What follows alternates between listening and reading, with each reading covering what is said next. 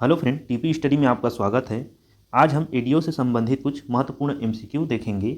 यदि आप हमारे चैनल में नए हैं तो हमारे चैनल को सब्सक्राइब करें ताकि ऐसे ही एमसीक्यू वीडियो आपको मिलती रहे। साथ ही यदि आप हमारा पिछला एमसीक्यू नहीं देखे हैं तो उसका प्लेलिस्ट इस वीडियो के लिंक में दे दूंगा दोस्तों, वहाँ से जाके आप सभी एडीओ से संबंधित एमसीक्यू देख सकते हैं। चलिए देखते हैं आज का टॉपिक। आज का टॉपिक है सूचना का अधिकार अधिनियम 2005। देखिए दोस्तों, ये सूचना के अधिकार अधिनियम का पहला एमसीक्यू है।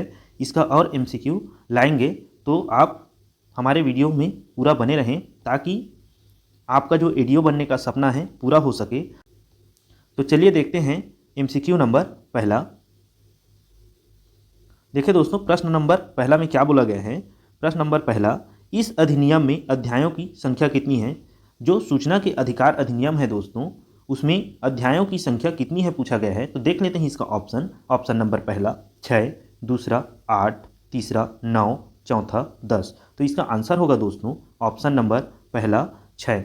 देखिए, जो सूचना के अधिकार अधिनियम 2005 है उसमें 6 अध्याय है दोस्तों। यहीं अगर हम लोग देखें इसमें धारा की संख्या को, तो इसमें धारा की संख्या 31 है दोस्तों। साथ साथ अनुसूची अगर हम लोग देखें तो अनुसूची की संख्या इसमें 2 है दोस्तों। तो इसको भी ध्यान देंगे, इसको पेपर में पूछा जा सकता है।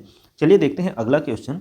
प्रश्न नंबर दूसरा, सूचना का अधिकार अधिनियम 2005 को राष्ट्रपति द्वारा स्वीकृत किया गया था। देखिए दोस्तों, जो सूचना के अधिकार अधिनियम 2005 है उसको राष्ट्रपति के द्वारा कब स्वीकृति मिली थी, ऐसा इस क्वेश्चन में पूछा गया है।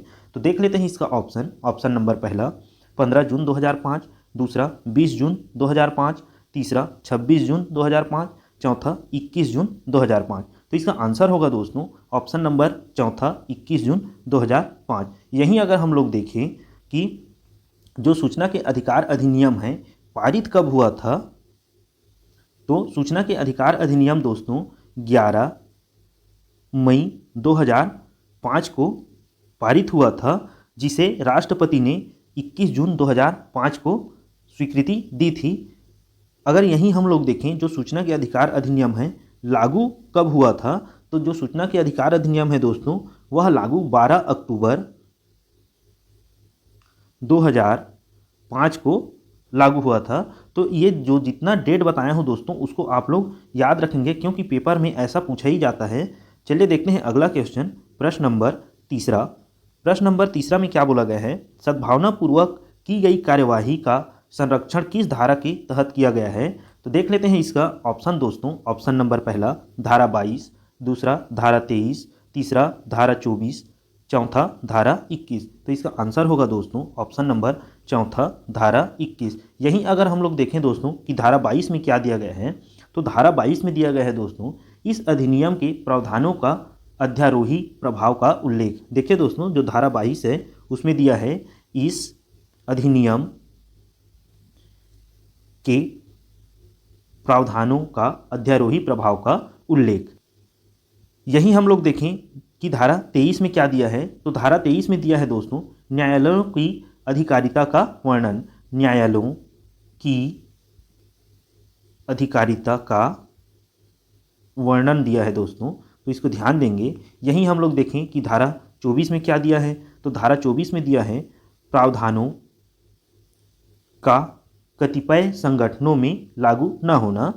प्रावधानों का कतिपय संगठनों में लागू न होना। तो इन सभी धाराओं को भी ध्यान देंगे दोस्तों, पेपर में पूछा जा सकता है। चलिए देखते हैं अगला क्वेश्चन। प्रश्न नंबर चौथा, केंद्रीय सूचना आयोग का गठन किस धारा के तहत किया जाता है। देखिए दोस्तों, जो केंद्रीय सूचना आयोग है उसका गठन किस धारा के तहत किया जाता है पूछा गया है। तो देख लेते हैं इसका ऑप्शन। ऑप्शन नंबर पहला धारा 12, दूसरा धारा 13, तीसरा धारा 14, चौथा धारा 15। तो इसका आंसर होगा दोस्तों ऑप्शन नंबर पहला धारा 12। जो धारा 12 है उसके तहत केंद्रीय सूचना आयोग का गठन किया जाता है दोस्तों। यहीं अगर हम लोग देखें कि धारा 13 में क्या दिया गया है, तो धारा 13 में दिया गया है दोस्तों पदावधि एवं सेवा शर्तें। तो इसको ध्यान देंगे दोस्तों, जो सूचना आयुक्त होता है उसकी पदावधि एवं सेवा शर्तों की बात की गई है धारा 13 में। धारा 14 को देख लेते हैं, तो धारा 14 में आपका क्या दिया है, सूचना आयुक्त या मुख्य सूचना आयुक्त को हटाना। देखिए दोस्तों, जो सूचना आयुक्त होता है, आयुक्त या मुख्य सूचना आयुक्त को हटाना, धारा 14 में दिया गया है दोस्तों, इसको ध्यान देंगे। यहीं देखें अगर हम लोग धारा 15 को, तो धारा 15 में दिया है दोस्तों राज्य सूचना आयोग का गठन।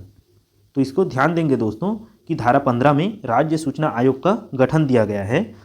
तो इसका आंसर है आपका धारा 12, केंद्रीय सूचना आयोग का गठन। चलिए नेक्स्ट क्वेश्चन देखते हैं, प्रश्न नंबर 5वां। प्रश्न नंबर 5वां क्या बोला है, समुचित सरकार में शामिल है। देखिए यहाँ समुचित सरकार में कौन शामिल है पूछा है, तो देख लेते हैं इसका ऑप्शन। ऑप्शन नंबर पहला केंद्र सरकार, दूसरा संघ राज्यों का सरकार, तीसरा राज्यों के सरकार, चौथा उपर्युक्त सभी। तो इसका आंसर होगा दोस्तों ऑप्शन नंबर चौथा, उपर्युक्त सभी। ये सभी संघ समुचित सरकार में शामिल है दोस्तों। यदि हम लोग देखें कि समुचित सरकार की बात कौन धारा में किया गया है, तो धारा जो दूसरा है दोस्तों परिभाषा, इसी में समुचित सरकार की बात की गई है। तो इसको ध्यान देंगे दोस्तों। चलिए देखते हैं अगला क्वेश्चन, प्रश्न नंबर 6वां। लोक प्राधिकारी में शामिल होते हैं, देख लेते हैं इसका ऑप्शन। ऑप्शन नंबर पहला संविधान के अधीन, दूसरा संसद द्वारा बनाई गई विधि के अधीन, तीसरा राज्य विधानमंडल द्वारा निर्मित विधि के अधीन, चौथा उपर्युक्त सभी। तो इसका आंसर होगा दोस्तों ऑप्शन नंबर चौथा, उपर्युक्त सभी। देखिए दोस्तों, जो ये सभी हैं लोक प्राधिकारी में शामिल होते हैं, तो इसको ध्यान देंगे। चलिए देखते हैं अगला क्वेश्चन, प्रश्न नंबर 7वां। इस अधिनियम को राष्ट्रीय स्तर में सर्वप्रथम कितने राज्यों में लागू किया गया था। देखिए दोस्तों, जो सूचना के अधिकार अधिनियम 2005 है, उसको राष्ट्रीय स्तर में सबसे पहले कितने राज्यों में लागू किया गया था पूछा है। तो देख लेते हैं इसका ऑप्शन। ऑप्शन नंबर पहला 9, दूसरा 10, तीसरा 12, चौथा 15। तो इसका आंसर होगा दोस्तों ऑप्शन नंबर पहला 9। चलिए देखते हैं अगला क्वेश्चन, प्रश्न नंबर 8वां। सूचना के अधिकार के उद्देश्य में क्या सही नहीं है। देखिए दोस्तों, यहाँ क्या सही नहीं है पूछा गया है, तो देख लेते हैं इसका ऑप्शन। ऑप्शन नंबर पहला भ्रष्टाचार को रोकना, दूसरा सरकार का दक्ष प्रचालन सुनिश्चित करना, तीसरा लोकतंत्रात्मक आदर्श की संप्रभुता को बनाए रखना, चौथा जनता की गरीबी दूर करना। तो इसका आंसर होगा दोस्तों ऑप्शन नंबर चौथा, जनता की गरीबी दूर करना। यहाँ क्या सही नहीं है पूछा गया है, तो सूचना के अधिकार अधिनियम 2005 के तहत जनता की गरीबी दूर न करके उनको सूचना प्राप्त कराई जाती है दोस्तों। तो इसको ध्यान देंगे। चलिए अगला क्वेश्चन देखते हैं, प्रश्न नंबर 9वां। सूचना का अधिकार अधिनियम 2005 के तहत नागरिकों को निम्न शक्तियां प्राप्त हैं। देख लेते हैं इसका ऑप्शन। ऑप्शन नंबर पहला सरकार से कोई भी सूचना प्राप्त करना, दूसरा सरकारी निर्णय के प्रति सूचना प्राप्त करना, तीसरा सरकारी दस्तावेजों का निरीक्षण करना, चौथा उपर्युक्त सभी। तो इसका आंसर होगा दोस्तों ऑप्शन नंबर चौथा, उपर्युक्त सभी। जो नागरिक है इतने सब भी प्रकार की शक्तियां प्राप्त होती है उनको। तो चलिए देखते हैं अगला क्वेश्चन, प्रश्न नंबर 10वां। यदि सूचना किसी व्यक्ति के जीवन तथा स्वतंत्रता से संबंधित है तो कब तक सूचना आपूर्ति की जाएगी। देखिए दोस्तों, यदि जो सूचना है व्यक्ति के जीवन और स्वतंत्रता से संबंधित है, तब उसे कब तक आपूर्ति की जाएगी पूछा गया है। देख लेते हैं इसका ऑप्शन। ऑप्शन नंबर पहला 50 घंटा, दूसरा 52 घंटा, तीसरा 48 घंटा, चौथा 30 घंटा। तो इसका आंसर होगा दोस्तों ऑप्शन नंबर तीसरा 48 घंटा। जो व्यक्ति के जीवन एवं स्वतंत्रता से संबंधित सूचना है उसको 48 घंटा या 2 दिन के भीतर व्यक्ति को प्राप्त कराई जाएगी दोस्तों। तो इसको ध्यान देंगे। चलिए देखते हैं अगला क्वेश्चन, प्रश्न नंबर 11वां। सूचना न देने पर संबंधित लोक प्राधिकारी को अर्थदंड हो सकता है। देखिए, अगर कोई भी लोक प्राधिकारी है वह आपको सूचना नहीं देती आपके सूचना मांगने पर, तो उसको अर्थदंड कितना हो सकता है पूछा है। तो देख लेते हैं इसका ऑप्शन। ऑप्शन नंबर पहला 250 रुपये प्रतिदिन, दूसरा 200 रुपये प्रतिदिन, तीसरा 300 रुपये प्रतिदिन, चौथा 500 रुपये प्रतिदिन। तो इसका आंसर होगा दोस्तों ऑप्शन नंबर पहला 250 रुपये प्रतिदिन। चलिए देखते हैं अगला क्वेश्चन, प्रश्न नंबर 12वां। सूचना प्राप्त करने हेतु आवेदन शुल्क कितना होता है। देखिए दोस्तों, आपको यदि कोई सूचना मांगते हैं तो उसके लिए कितनी आवेदन शुल्क होता है पूछा गया है। तो देख लेते हैं इसका ऑप्शन।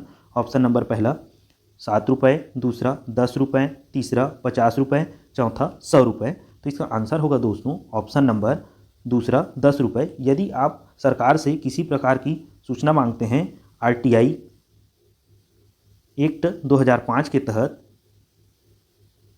सूचना के अधिकार अधिनियम 2005 के तहत तो आपको 10 रुपये की राशि देनी होगी। यदि यही हम लोग देखें, यदि आप सूचना सीडी के माध्यम से मांगते हैं दोस्तों, तो आपको 50 रुपये की राशि देनी होगी। इसको ध्यान देंगे। चलिए देखते हैं अगला क्वेश्चन, प्रश्न नंबर 13। सूचना प्राप्त करने हेतु आवेदन शुल्क किन्हें नहीं देना होगा। देखिए दोस्तों, यदि आप सूचना मांगते हैं उसके लिए शुल्क किन्हें नहीं देना होगा पूछा है, तो देख लेते हैं इसका ऑप्शन। ऑप्शन नंबर पहला पुलिस को, दूसरा मंत्रियों को, तीसरा गरीबी रेखा से नीचे व्यक्तियों को, चौथा इनमें से कोई नहीं। तो इसका आंसर होगा दोस्तों ऑप्शन नंबर तीसरा, गरीबी रेखा से नीचे व्यक्तियों को। जो बीपीएल परिवार है दोस्तों, उनको सूचना मांगने पर कोई भी राशि का भुगतान नहीं करना पड़ेगा, उनके लिए पूर्णतः मुफ्त है दोस्तों। तो इसको ध्यान देंगे। चलिए अगला क्वेश्चन देखते हैं, प्रश्न नंबर 14। नियम बनाने की समुचित शक्ति का उल्लेख किस धारा में है। देखिए दोस्तों, सूचना के अधिकार अधिनियम के तहत जो नियम बनाने की समुचित शक्ति है उसका उल्लेख किस धारा में है पूछा गया है। देख लेते हैं इसका ऑप्शन। ऑप्शन नंबर पहला धारा 27, दूसरा धारा 28, तीसरा धारा 29, चौथा धारा 30। तो इसका आंसर होगा दोस्तों ऑप्शन नंबर पहला, धारा 27। यहीं अगर हम लोग देखें कि धारा 28 में क्या दिया गया है, तो धारा 28 में दिया गया है दोस्तों, नियम बनाने की सक्षम प्राधिकारी की शक्ति।